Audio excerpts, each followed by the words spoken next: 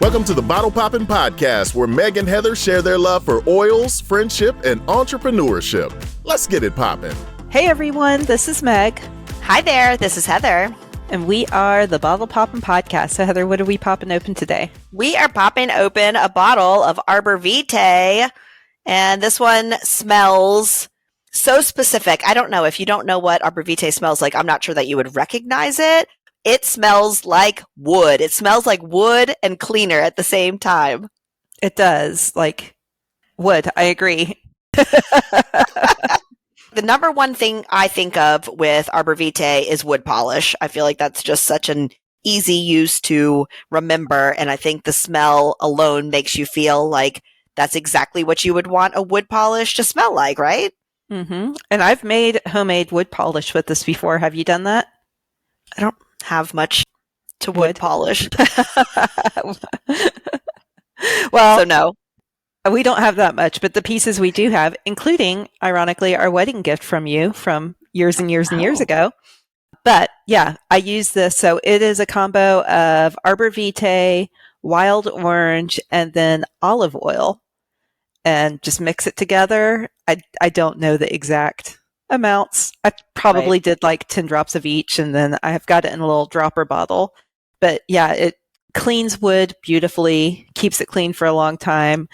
The only downside was that my dog liked the taste of it, and so she would lick it afterwards. So it kind of defeated the whole purpose of cleaning, but at least it was something safe for her to lick as well. But yeah, it smells really clean and works really well for wood polish. And I do feel like it like moisturized the wood as well, which was nice. Could you smell it after you walked by? Like, is that something that you would notice? A little bit. I mean, it wouldn't last for days, but at least initially while you're doing it. Yeah, totally. Yeah. Okay, so what else have you used this for? The other thing I personally have used this for is parasites. Okay.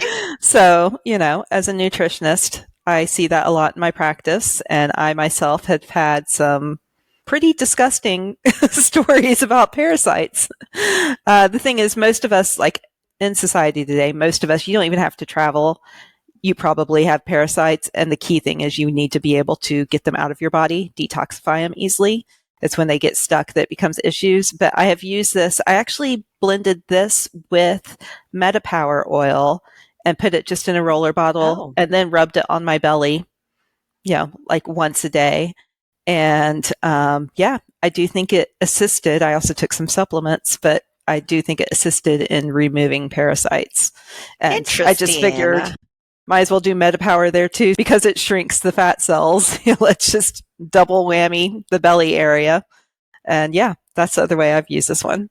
I knew that this was also good for as an insect repellent. And so I never really thought about the parasite insect part of it. But I've heard of people kind of putting it on either ankles or wrist if they're going to be hiking and stuff like that. Mm-hmm. Yeah, this one. So, Heather, you can probably explain this better than me since you were just reading up on this, but this one is really cool. The type of tree it comes from, I assume it's called an Arborvitae tree. Yes. Okay.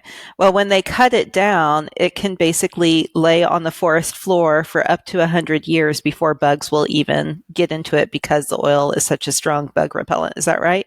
Yeah, and it helps the resistance of decay and damage to the tree. So the tree can be, I guess, cut down or fallen, and then it can lay there for 100 years without the damage. I feel like that's still really impressive. So after even over 100 years, the wood can still be salvaged for either shakes for the roofs or other commonly needed wood products. I think that's really cool. That's really, really cool. And it makes me wonder, so then is this one that can also be used for like skincare and anti-aging? Interesting. It does not say that anywhere that I have come across, but I don't see why that wouldn't be the case. The smell is, so this actually is a part of the cypress family, which I wouldn't have told you either, because it doesn't necessarily smell like cypress. However, cypress is a very specific and unique wood scent, and this also falls into that for me. So I don't see why it couldn't. I feel like when you start looking into this oil, the wood polishing, the insect cleansing, it's a very good cleanser, or just also a good scent to use as a cleanser. But also then meditation comes up a lot of this because it is a calming oil. Yeah, I definitely think this would be a good one to like having a diffuser as you're meditating or doing yoga or anything like that, because it's so grounding as well. I am very partial to the wood scents. I absolutely prefer wood scents over probably anything else. Mm-hmm.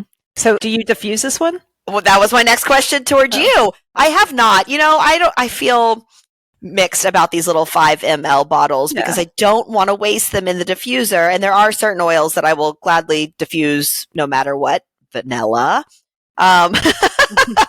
But I feel like I have not used this in the diffuser, even though I feel like it would smell really good with probably a citrus oil in there too. Well, a citrus oil and then vanilla as well, since you said vanilla, like that would probably smell really amazing.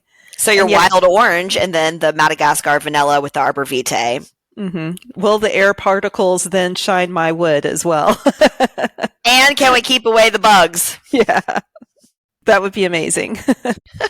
Yeah, I don't know that I have diffused this one either, but I do love the smell. Mm-hmm. So, Arborvitae, get it. It's a good one to have if you like woodsy scents. mm-hmm. Need to polish some wood. You want to smell woodsy when you go into the woods. All those reasons.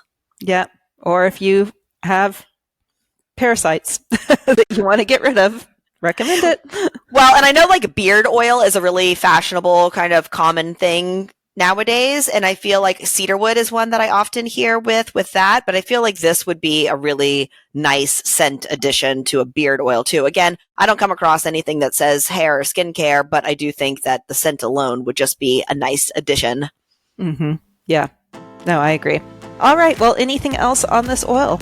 I don't think so. Okay. Well, as you can tell, we are fans of it. Get it if you don't already have it. You will enjoy it.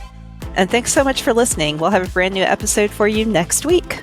Thanks for tuning in. For more information, you can follow these bottle poppin' ladies at bottlepoppinpodcast.com. Tune in next week to learn about what bottle we're poppin'. Until next time, take care. These statements have not been evaluated by the Food and Drug Administration. This podcast is not intended to treat, diagnose, cure, or prevent any disease.